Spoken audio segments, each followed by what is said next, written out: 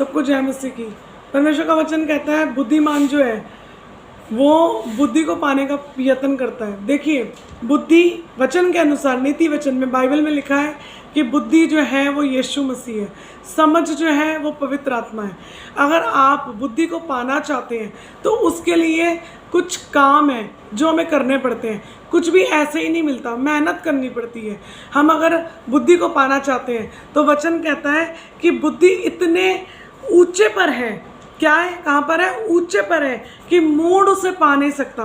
अगर कोई मूर्ख है या कोई पागल है वो उसे पा नहीं सकता, क्योंकि जैसे हम पढ़ाई लिखाई करते हैं, हम क्या करते हैं, स्टडी करते हैं, किस लिए, ताकि हम समझदार हो जाए, हम इंटेलिजेंट हो जाए, हम लोगों के साथ बैठने लायक हो जाए, हम लोगों के साथ अच्छे से बोलने लायक हो जाए। लेकिन क्या हम परमेश्वर के साथ बात करने के लिए बुद्धि को प्राप्त करते हैं? क्या हम पवित्र आत्मा की मदद मांगते हैं? हम दुनिया के हिसाब से तो चल देते हैं, लेकिन क्या हम परमेश्वर के हिसाब से चलते हैं? नहीं। वचन देखिए क्या कहता है। वचन कहता है बुद्धि इतने ऊंचे पर है कि मूंड उसे पा नहीं सकता, वह सभा में अपना मुंह खोल नहीं सकता।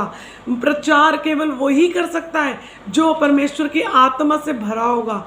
हर कोई प्रचार नहीं कर सकता, हर कोई ऊंचे पे खड़ा होके बोल नहीं सकता। वचन कहता है सड़क में ऊंचे स्वर से बोलती है कौन? बुद्धि। बुद्धि क्या करती है? सड़क पे भी खड़ी हो जाती है और ऊंचे स्वर से बोलती है कि मेरा यीशु सत्य है, मेरा यीशु परमेश्वर है। और वचन कहता है कि चौकों में भी वो क्या करती है? प्रचार करती है। कई लोग कहते हैं हम चौक में प्रचार नहीं करते, हम ये नहीं करते, हम वो नहीं करते। देखिए, वचन कह रहा है, नीति वचन में लिखा है कि बुद्धि क्या करती है?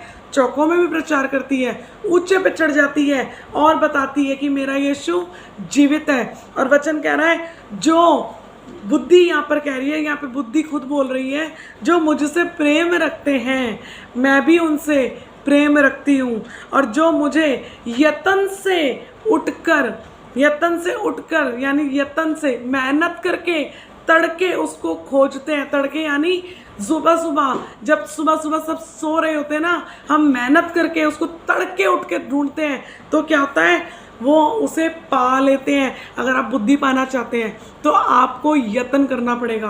क्या यत्न? वचन को पढ़ना पड़ेगा, नीति वचन पढ़े, भजन संहिता पढ़े, आपको पता लगेगा बुद्धि कितने ऊंचे पर है। और उसको पाना मुश्किल नहीं है, क्योंकि यीशु हमारे साथ है, पवित्र आत्मा हमारे साथ है। यीशु ने कहा तुम मुझ में और मेरा वचन तुझ में बना रहे तो तुम जो चाहे मांगो वो तुम्हारे लिए हो जाएगा। आप बुद्धि मांगे। सुलेमान ने बुद्धि मांगी थी, प्रभु ने उसको बुद्धि दी।